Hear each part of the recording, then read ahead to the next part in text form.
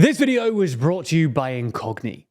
Last week, after months of delays, the Republican Speaker of the House of Representatives, Mike Johnson, finally agreed to a floor vote on the $95 billion foreign aid program, which included about $60 billion of much-needed military aid for Ukraine. In justifying his decision, which sparked sort of a civil war within the Republican Party, Johnson told a press conference that he believed that China, Russia, and Iran were cooperating against America, and thus represented a new axis of evil. I think providing lethal aid to Ukraine right now is critically important. I really do. I really do believe the intel and the briefings that we've gotten that I believe Xi and Vladimir Putin and Iran really are an axis of evil. I think they're in coordination. Unsurprisingly, Johnson's comments have garnered a fair bit of media attention. So in this video, we're going to look at the history behind the phrase, the axis of evil, why it's coming back into fashion, and whether it actually makes sense. Before we start, if you haven't already, please consider subscribing and ringing the bell to stay in the loop and be notified when we release new videos. So first, a bit of context.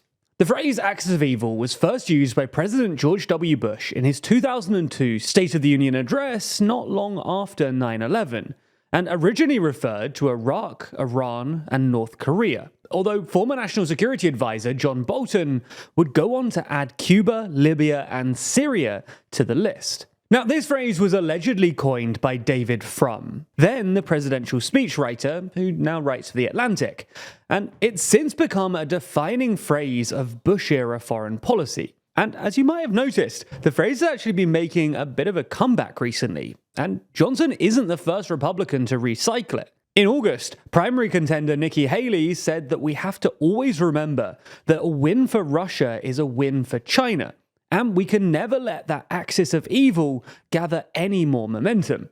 A month later, Senate Minority Leader Mitch McConnell warned in a CBS News interview, there's an axis of evil in the world, China, Russia, North Korea, and Iran, and we need to stand up to the axis of evil, not try and do business with them. And it's not just Republicans either. Last month, Democratic Senator Jeanne Shaheen told Foreign Policy that I think it's important to be clear who our adversaries are. It is China, Iran, Russia, and North Korea. And during an appearance before the US Senate's Armed Services Committee earlier this month, General Christopher Cavoli, who's basically in charge of NATO's actual military strategy, said that China, Iran, North Korea, and Russia represent a new, quote, axis of adversaries that is more cohesive and dangerous than any threat the United States has faced in decades. But does this idea of a new axis of evil comprising Russia, Iran, North Korea, and China actually make sense? Well, when we ask whether it makes sense, there are sort of two more specific questions we could be asking. One, is the idea descriptively accurate? Or two, is it strategically sensible to think in these terms?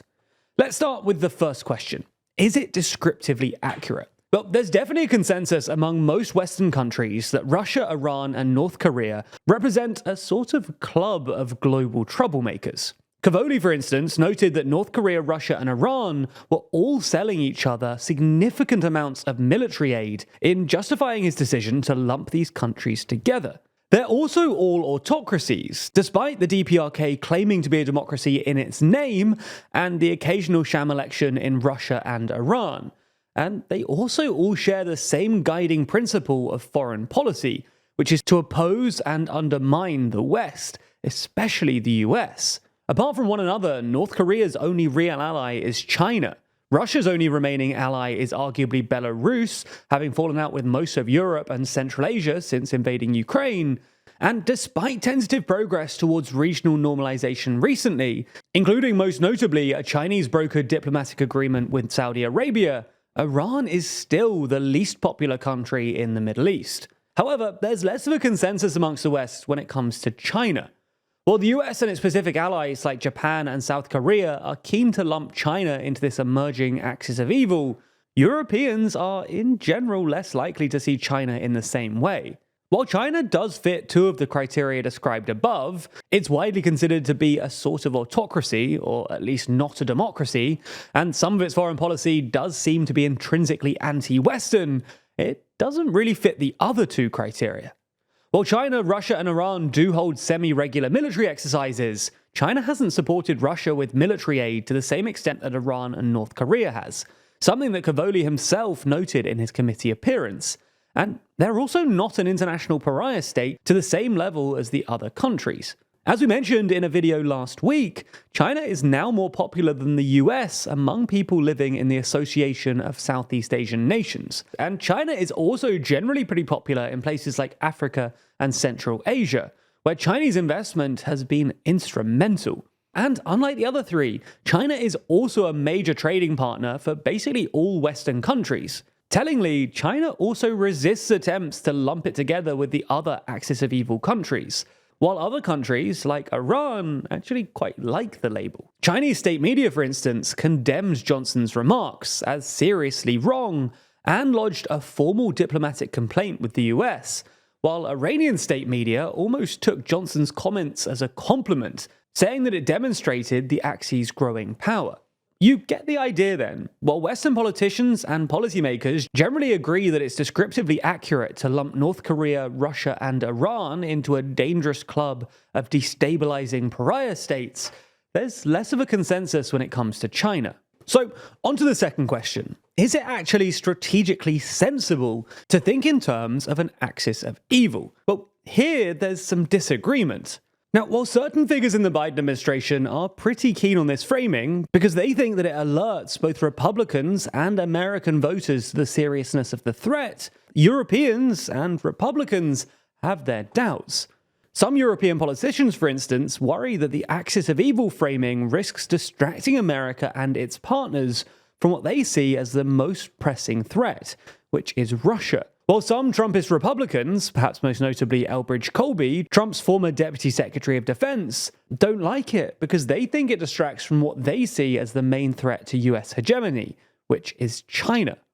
Critics also point out that the original axis of evil framing both overstated the depth of relations between Iran, Iraq, and North Korea, and encouraged some pretty terrible foreign policy decisions from the Bush administration in the 2000s. Perhaps most notably, the disastrous invasion of Iraq, which ended up destabilizing the country and turning it into a sort of Iranian proxy. The Bush administration's hawkish policy towards Iran and North Korea didn't really work either, straining relations and reinforcing anti-Western sentiment without doing much to slow the two countries' budding nuclear programs. All in all then, while the framing of the axis of evil might be useful in some instances, its proponents should be careful not to repeat the same mistakes as its original author. While you've been watching this video, you might not have realized that shady forces in the background are trying to collect your personal data from various sites, bundle it together, and sell it to a third party. These data brokers can then sell your information to anyone, from a company to an online criminal. Now, you might assume that you're always safe online. Perhaps you regularly change your password, or even unsubscribe from those annoying email newsletters that you never even remember signing up for.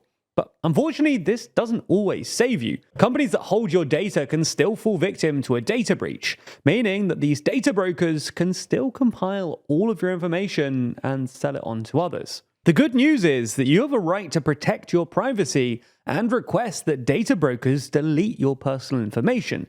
But the bad news is that it would take you years to do it manually. And even then, you'd need to repeat this process every few months as data brokers continue collecting your data. Luckily though, this is where our sponsor Incogni comes in. Incogni reaches out to those data brokers on your behalf, requests that your data is removed, and deals with any problems that might arise. Even more, Incogni is persistent and will put in multiple data removal requests even after your data has been removed to ensure that it doesn't go back on the market. So create an account with our link in the description, grant Incogni the ability to work on your behalf, and sit back as they make you safer. Plus, if you use our link, you'll get an exclusive 60% off an annual Incogni plan. Thanks for checking it out, and thanks to Incogni for sponsoring this video.